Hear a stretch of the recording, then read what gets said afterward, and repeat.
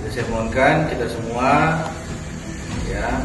Inilah sosok AKBP Reinhard Habonara Nainggolan, Kapolres Dairi yang diduga aniaya dua anggotanya.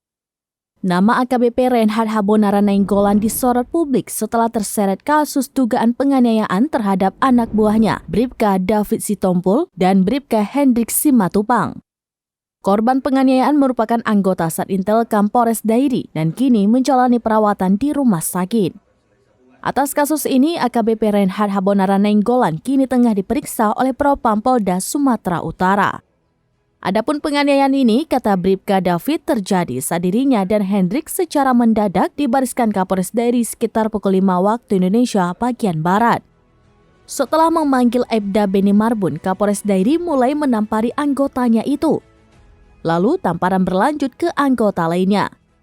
Saat tiba giliran Bribka David Sitompul ditampar, ia pun menanyakan kenapa dirinya ikut dipukul. Selanjutnya, David kemudian dibawa ke ruang propam. Di sana, Kapolres Dairi mendaratkan pukulan bertubi-tubi ke tubuh David hingga ia tersungkur.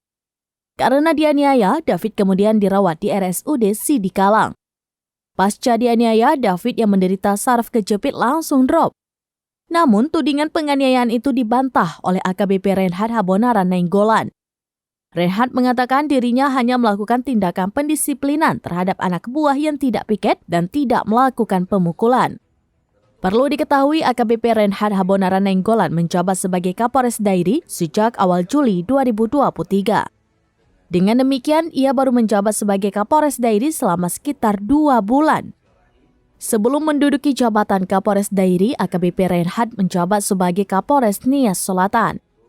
Mengutip Tribun Newswiki, AKBP Reinhard pernah bertugas di Ditreskrim Suspolda Sumatera Utara. Sementara itu dikutip dari Tribun Sultra, AKBP Reinhard merupakan lulusan Akpol Angkatan 2003. Semasa menjadi Kapolres Nias Selatan, AKBP Reinhard juga pernah menjadi sorotan, yaitu saat ia menjadi penjamin seorang janda anak 5 ditahan di Kejari Nisel bernama Erlina Zebua. AKBP Reinhard menjadi penjamin agar Erlina bebas merawat kelima anaknya. Terlebih 2 dari 5 anak Erlina sedang sakit. Bahkan kedua anak Erlina harus mendapatkan perawatan medis di klinik Polres Nias Selatan.